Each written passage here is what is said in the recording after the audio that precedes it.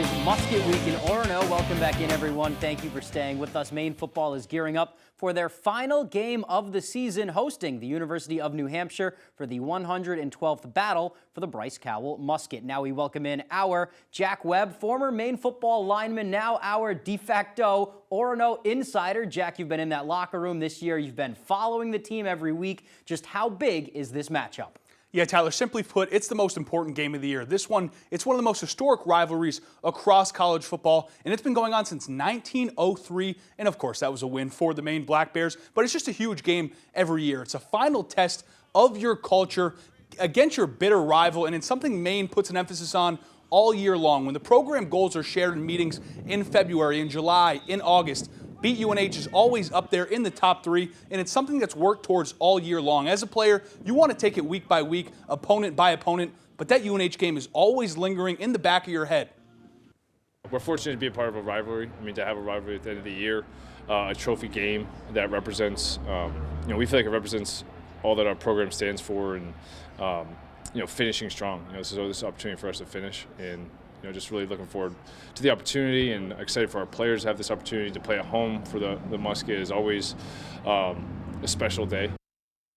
All right, now just looking back at these past matchups, Jack, it's really been all UNH. Maine has just 5 wins in this rivalry game since the turn of the century. You had that multiple overtime game. Last time it was in Orono. That went to the Wildcats. You were on the last squad to win the Musket, though. What does it come down to? What's the difference between a win and a loss? Yeah, Tyler, it is very fair to say that UNH has dominated the series over the past few decades, so much so that a few UNH players were shown on the Jumbotron last season saying, we don't respect them in the fourth quarter of the game last season. And the Black Bears will look to flip that script on them on Saturday. Senior captain John Costanza described the rivalry as a hard-nosed football, right? And he's correct, sorry. It's almost always played deep in November, so the weather's never great. And this is the type of game where you throw the record books out the window. Like you said, Tyler, I think back to that 2022 game when Maine came in with a 2-8 record while UNH had an opportunity to win a share of the CAA title. Those are two teams moving in the opposite direction, and it was decided by a 2-point conversion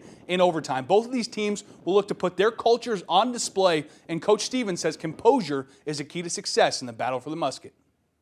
In these games, it's the team that's the closest, it's the team that can execute the best, the team that can handle the ups and downs of the game the best that's going to win.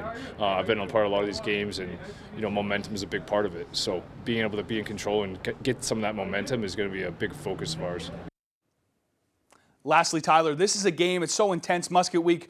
The senior day kind of gets washed out because it's so intense. You're so focused on beating UNH. Just got to give a shout out to their seniors. They'll be playing their last game of their college careers on Saturday at the Alfond. All right, thank you for that, Jack. Always fun when you battle for the Musket.